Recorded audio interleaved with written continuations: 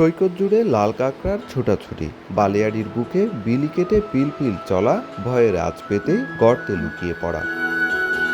একদিকে সারি সারি ঝাউগাছ আর তার সামনে সমুদ্রের বিশাল জলরাশি, সৈকত পাড়ে নোঙর করা ডিঙি নৌকা, রয়েছে জেলেদের বিচরণ। মাঝে মাঝে সামুদ্রিক কাছিম ডিম পাড়তে উঠে আসে সৈকতের বালিয়াড়িতে।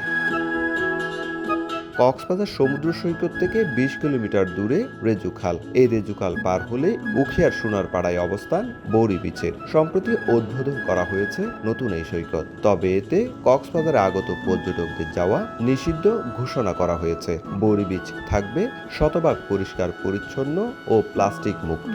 শুধু জীববৈচিত্র্যের নিরাপদ আবাসস্থল হবে এটি, যেখানে প্রাণীরা নিরাপদে আসবে, বিচরণ করবে এবং সাগরে ফিরে যাবে, যা ব্যবহার করা হবে গবেষণার কাজে। রাজকাঁকড়া সমুদ্র থেকে আসা এবং তাদেরকে আবার এখানে একটা তাদের আশ্রয়স্থল হিসেবে তারা যেন এটাকে বিবেচনা করতে পারে, যেটা আমাদের জন্য একটা নিরাপদ আশ্রয়। এইভাবে আমরা এই বীজটাকে তৈরি করছি অনেকদিন থেকেই। মূলত এই সমুদ্র সৈকত বাংলাদেশ সমুদ্র গবেষণা ইনস্টিটিউট গবেষণার কাজে ব্যবহার করবে।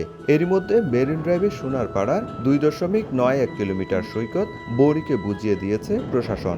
এখন থেকে এই সৈকতের দেখভাল করবে বৌরি। প্রতিষ্ঠানটির বিজ্ঞানীরা সৈকতেই চালাবেন গবেষণা। কর্তৃপক্ষ জানিয়েছে, সৈকতের পাশে যে মানুষরা বসবাস করেন তারাও এখানে উপকৃত হবেন। স্থানীয় জনগোষ্ঠীকেও এখানে সম্পৃক্ত করা হবে, ব্যবস্থা করা হবে কর্মসংস্থানের। যারা এখানে বিভিন্ন ধরনের জনগোষ্ঠী আছে তাদের জন্য কিন্তু আমরা এই রিসার্চগুলোতে তাদেরকে অংশগ্রহণ করাবো, যেন তারা এটাকে এই রিসার্চগুলোর সাথে সম্পৃক্ত হয়ে তাদেরও জীবন জীবিকার জন্য কিছু উপাদান পেয়ে যায়।